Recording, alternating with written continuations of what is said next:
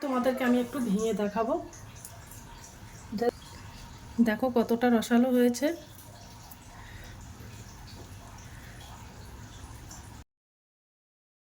আর কতটা নরম হয়েছে।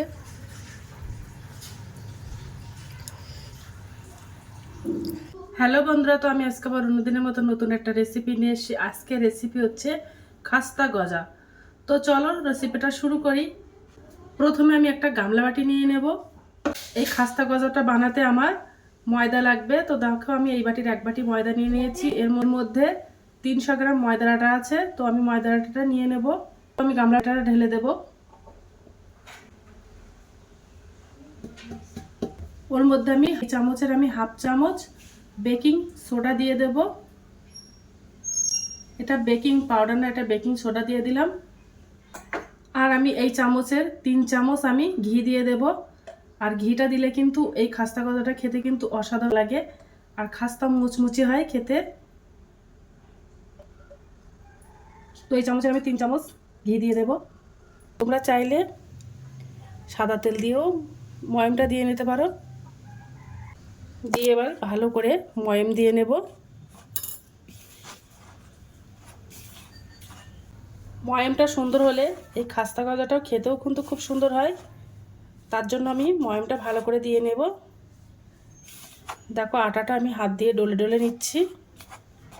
দেখো এই আটাটা মুঠো করলে দলা পেকে যাচ্ছে, আবার ভেঙে যাচ্ছে, তার মানে আমার ময়াম দেওয়া হয়ে গেছে। এবার আমি পুকুরে জল দেব, দিয়ে ডোটা ভালো করে মেখে নেব। একেবারে খুব নরম করব না, একেবারে খুব শক্ত করব না, এমনভাবে ডোটা বানিয়ে নেব। আর একটু জল দিয়ে দেব।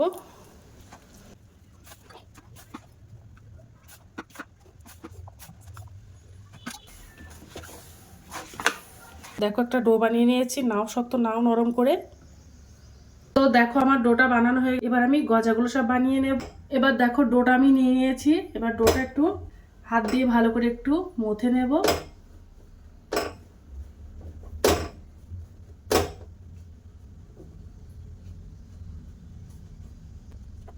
হাত দিয়ে লম্বাটে নেব, একটু বেলনি দিয়ে বেলে নেব একটু লম্বাটে মতো করে।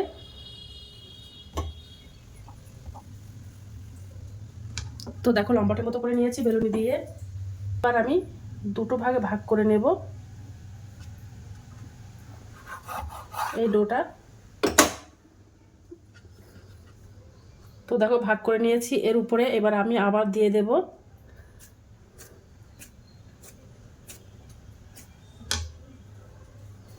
আবার লম্বাটে মতো করে বেলে নেব।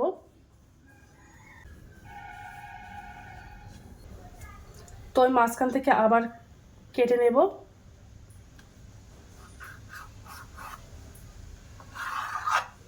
তো মাঝখান থেকে দেখো কেটে নিয়েছি।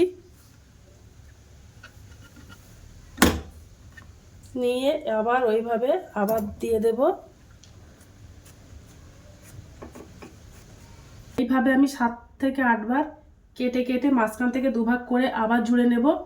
তাহলে লেয়ারটা খুব সুন্দর হয় খাস্তা গজার। তার জন্য ওটা ভাঁজ করে করে বেলে নিয়েছিলাম। এবার আমি লাস্ট বেলে নিচ্ছি। বেলে একটা চৌকো শেপ দিয়ে নেব। দেখো চৌকো করে বেলে নিয়েছি।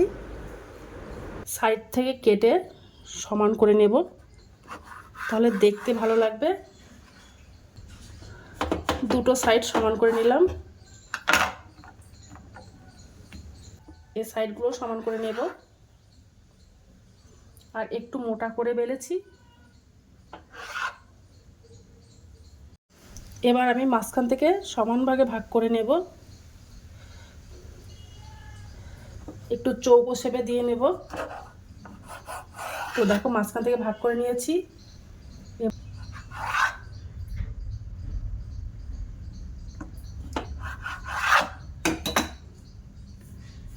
দেখো এইভাবে একটু লম্বাটে মতো করে দিয়েছি। দেখো একদম চৌকো চৌকো হয়ে গেছে। দেখো গজাগুলো সব বানানো হয়ে গেছে। আর আমি একটু বড় বড় সাইজের করে নিয়েছি, তোমরা চাইলে আর একটু ছোট করে নিতে পারো। এবার আমি গজাগুলো সব ভাজা করে নেব। উনানে আমি একটা কড়াই দিয়ে দিয়েছি। দেখো কড়াইতে তেল দিয়ে দিয়েছি। এবার তেলটা আমি হালকা গরম করে নেব। তেলটা গরম হয়ে গেছে। এবার যে আমি গজাগুলো বানিয়েছিলাম ওই গজাগুলো একটা একটা করে দিয়ে দেব।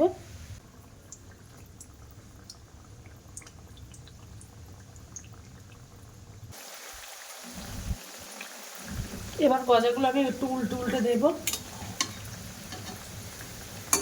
একটা সাইড দেখো লাল মতো হয়ে গেছে।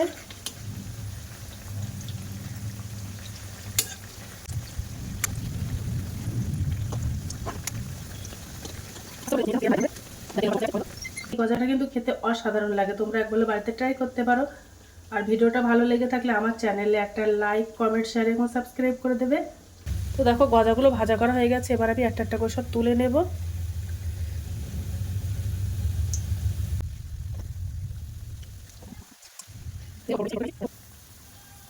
দেখো গজাগুলো আমার সব ভাজা করা হয়ে গেছে, কত সুন্দর কালার হয়েছে দেখো। এবার আমি গজার জন্য একটা চিনির শিরা বানিয়ে নেব। তো উনানে দেখো আমি একটা কড়াই দিয়ে দিয়েছি। দেখো আমি এই বাটির এক বাটি চিনি নিয়ে নিয়েছি, এর মধ্যে 400 গ্রাম চিনি আছে। তো চিনিটা আমি দিয়ে দেব। একটু কম জল দিয়ে দেব। দিয়ে এবার আমি একটা ঘন করে চিনির শিরা বানিয়ে নেব।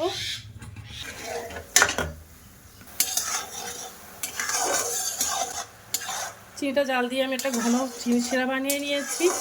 এবার আমি গ্যাসটা অফ করে দেব।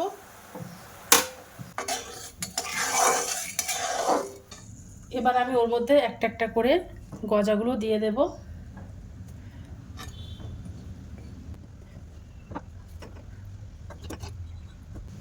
এবার আমি উল্টে দেব গজাগুলো।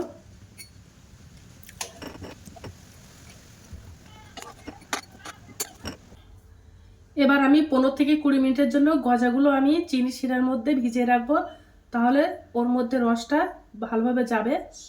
20 মিনিট পরে আবার চলে এসেছি, আর দেখো কতটা রস শুষে নিয়েছে। গজাগুলো একটা প্লেটে তুলে নেব। কত সুন্দর হয়েছে খাস্তাগুলো, তোমরা দেখলেই বুঝতে পারবে না যে এটা বাড়িতে বানানো না দোকান থেকে কেনা। এত সুন্দর হয়েছে, দেখতে যেমন সুন্দর, খেতেও কিন্তু দুর্দান্ত এই গজাটা। তো আজকের দিনের মতো ভিডিওটা এখানে শেষ করছি। আগামী দিন আবার একটা নতুন ভিডিও নিয়ে চলে আসবো। তো টাটা, বাই বাই, সবাই ভালো থাকবে।